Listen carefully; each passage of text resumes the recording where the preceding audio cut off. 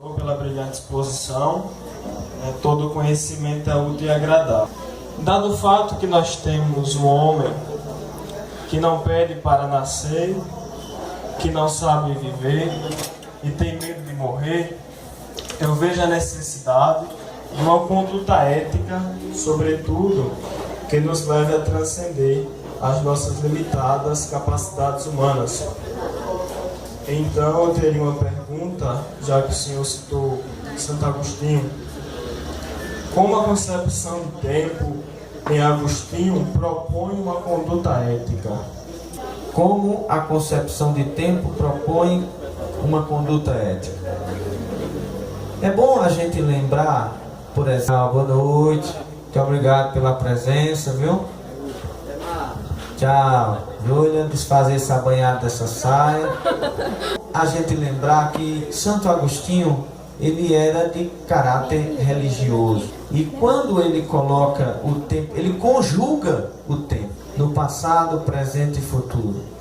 Gostaria de trazer aqui uma lembrança de um texto de Agostinho, Cidade de Deus, para a gente tentar ilustrar essa pergunta com relação à concepção do tempo e à conduta. Em Cidade de Deus, Agostinho, ele coloca uma passagem. Vocês sabem que Alarico, ele invade a cidade de Roma e saqueia Roma. No entanto, ele preserva os ambientes sacros e religiosos. As igrejas não são saqueadas e tal. E Santo Agostinho diz na Cidade de Deus uma frase interessante. Ele diz assim: há duas cidades e há dois amores, o amor às coisas e o amor a Deus. Há a Jerusalém celeste e há a Babilônia. Me diga o que você ama e eu direi de qual cidade você é cidadão. Ou seja, na concepção de tempo de Agostinho, em que a gente fragmenta na conjugação de um passado, da memória, de um presente e de um futuro, lembre-se que, por ser religioso, ele acredita na eternidade. Então, suas memórias, sua vivência precisa ser de conduta satisfatória com o que ele acredita, com o que ele vivencia, com o que ele prega. Sendo assim, se a gente sabe que fomos criados, há um passado que a gente viveu, certo ou errado e tal, temos o tempo de examinar nossa consciência e vivenciar isso daí, tentando se redimir para que num futuro a nossa alma seja de fato salva. Isso garante uma postura de conduta reta. Santo Agostinho, com a invasão dos bárbaros em Roma, justificando a defesa do cristianismo, ele diz: olha, não foi saqueado nenhum lugar santo, sagrado. Por quê? Porque faz parte da cidade celeste. Então aquelas pessoas que tinham condutas e tal, boas e tal, foram preservadas. Santo Agostinho querendo defender o cristianismo, porque os romanos estavam criticando devido ao Império Romano cair, ruir, por conta da invasão do rei dos visigodos e tomando a cidade. Então cabe a Santo Agostinho a conduta do indivíduo de forma adequada a aproveitar o tempo, porque esse tempo passará e o tempo futuro dele será na eternidade. Então convém dizer que é o merecimento da sua posição diante das intempéries da vida. Convém aproveitar o tempo usando a memória para refletir sobre seus atos e posturas, para na frente receber uma recompensa de vida, uma recompensa salutar, né? Acredito eu que convém a concepção de tempo nessa abordagem. Boa noite, professor. Boa noite, gente. Bom, a pergunta que eu tenho que fazer é uma provocação acerca da noção de tempo explorada por Jean-Paul Sartre, tá certo? Que ele coloca o tempo como algo imprescindível na vida objetiva das pessoas, já que o homem se constrói enquanto vive, então vive submetido diretamente à noção do tempo no decorrer da sua vida. Essa concepção do Sartre como contraditória na noção que o senhor citou aí acerca do Bergson. Como a gente pode fazer essa provocação fluir, né? Enquanto um defende o tempo sendo parte predominante da vida de alguém, da formação dela enquanto um ser vivo, um ser objetivo, um ser individual, e a nossa do Bergson que o senhor explorou. Temos o tempo futuro, que é a espera, e a espera que se faz, obviamente, depende muito da sua conduta para uma pessoa religiosa. Sendo assim, a postura ética cai bem como uma luva, aproveitando o tempo que se tem. Certo ditado que a gente precisa aproveitar o tempo. Pessoas como Santo Agostinho e outros místicos que viviam naquele tempo faziam voto de não perder tempo para fazer o bem, ações e situações que um místico procura fazer, não só na oração, mas na vida com as pessoas. Então, esse voto de não perder tempo é justamente para aproveitar o tempo. Eu lembro aqui de uma passagem de Rousseau, por exemplo, lá no Emílio, ele dizia assim: quem mais viveu não foi quem mais colecionou dias, mas quem mais experimentou a vida. Já numa postura religiosa, como a de Santo Agostinho, esse experimentar a vida tem que ser de forma ética, não é? Até porque ele diz: ama e faz o que queres. Ama e faz o que queres, num primeiro momento a gente pode tentar entender que é uma situação de libertinagem. Ama e faz o que queres. No entanto, não é essa a conotação que Agostinho ressoa. Por quê? Porque quem ama não vai fazer algo que prejudique ao outro nem a si. Então, essa forma de expressão de Agostinho já introduz completamente a sua perspectiva de postura ética diante das ações que ele tem que fazer, não é? Para justamente no futuro, que é a espera dessa bênção de Deus, que é a salvação, receber de forma adequada. Sartre, agora é Sartre, né? Eu não sou especialista em Sartre, que a posição dele com relação ao tempo, nesse sentido de circunstância, se confere principalmente na sua perspectiva de ver aquela inversão feita da questão de essência e existência. Quando ele diz assim: a existência precede a essência. Acredito que quando ele inverte isso, porque até então a filosofia toda, ela vivia tentando descrever que primeiro se tem a essência para se existir. E Sartre, com essa compreensão, até porque ele é uma espécie de ateísmo, não é? Então, para ele, o tempo é algo vivido e pronto, acabou-se. É ele e as circunstâncias que se vivencia, não é? Então não teria essa posição de uma projeção futura no tempo. Então a pessoa os projetos que realiza. Então realizar é um ser projetado, é um ser jogado para fora jogado no mundo. Então tem que abraçar os projetos e vivenciá-los. Então a questão do tempo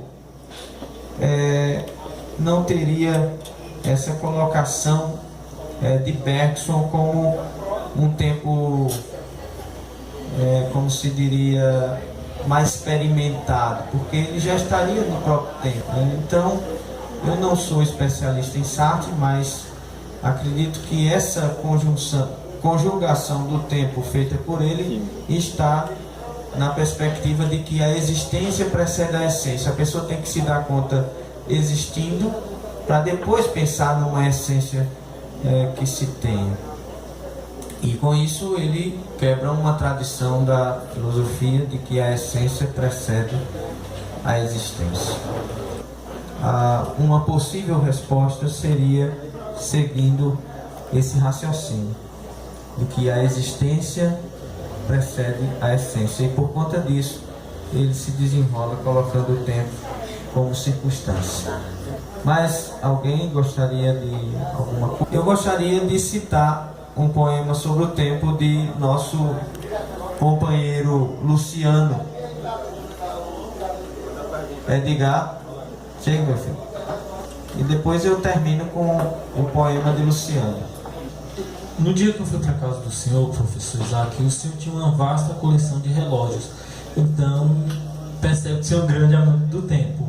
Como amante do tempo, como indivíduo que é, como o senhor poderia definir o passado, o presente e o futuro? Se vocês vieram hoje afiado com a gota serena, não foi? Bom, de fato, eu tenho mais de 100 relógios. 42 de algibeira, alguns despertadores, penso que 20. De pêndulo tenho muitos. E inclusive, nos de pêndulo, tem um que eu trouxe, que fica na entrada, que eu coloquei.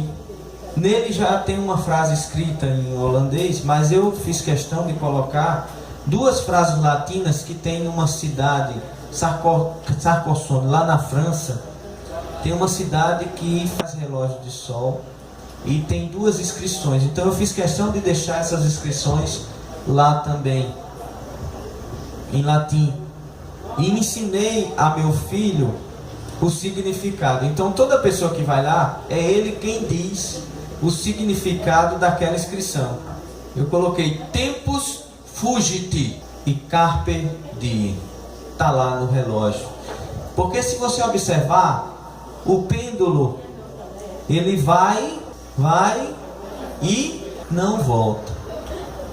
O pêndulo vai e vai, e vai, e vai, e vai. Ele não volta. O tempo não volta. Então, assim,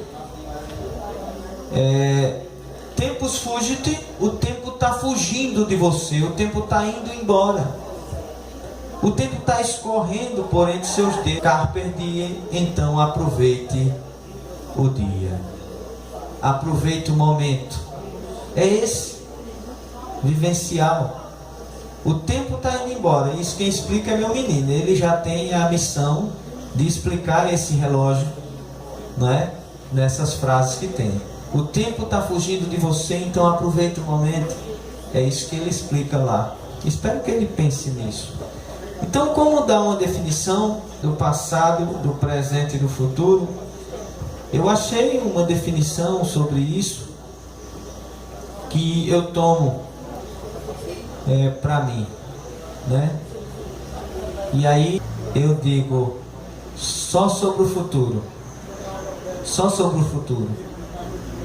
Eu digo assim, um filósofo argentino, citado por Leonardo Boff num livro chamado Templo de Transcendência. Ele diz assim: o futuro é a tardança do que está por vir. O futuro é a tardança do que está por vir.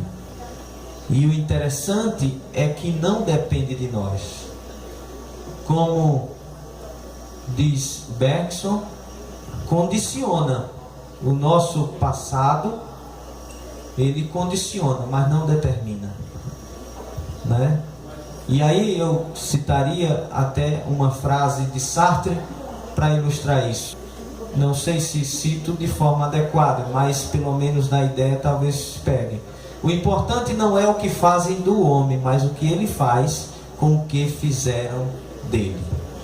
Então, dali por diante, o seu futuro, quem desenha é você. E aí o tempo se torna importante para a gente, quando a gente de fato começa a apreciá-lo, começa a senti-lo como algo importante. Porque ver apenas o tempo passar e não se importar com essas questões. Eu lembro no livro de Introdução à Filosofia, quando comecei a estudar filosofia, em 1997, tinha uma passagem de Madalena Chauí que dizia assim: o homem comum, ele pergunta que horas são. Isso todo mundo pergunta, já foi medido. O que o filósofo perguntaria? O que são horas? E isso levaria a outra pergunta mais importante. O que são horas é a quantificação do tempo. Então, o que é?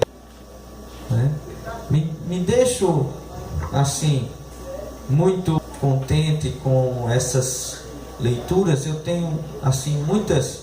Não são muito leituras sobre filósofos de tempo, mas são apanhados sobre questões acerca do tempo, de frases, de situações. Então eu tenho muita coisa sobre isso, mas a experiência vivida de forma intensa no momento faz com que aquele tempo se torne, por exemplo, memória de um passado que você gostaria de guardar. Que a sua vivência de um tempo agora, por exemplo, nesse momento aqui agradável que vocês proporcionaram, faz com que a gente queira guardar esse momento.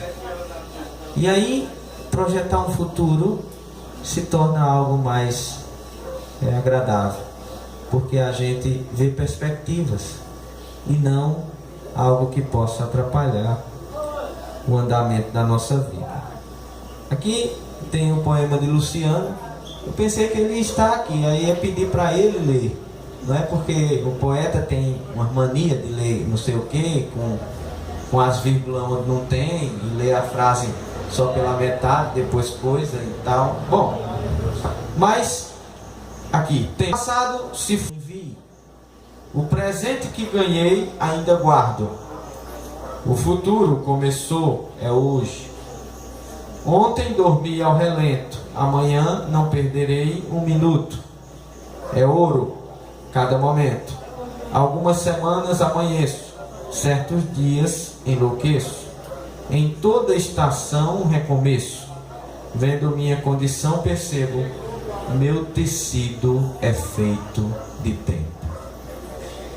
E aí, gostaria que vocês guardassem ao menos essa máxima hoje. O tempo é mais precioso que dinheiro.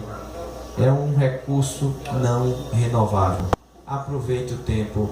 Carpe diem.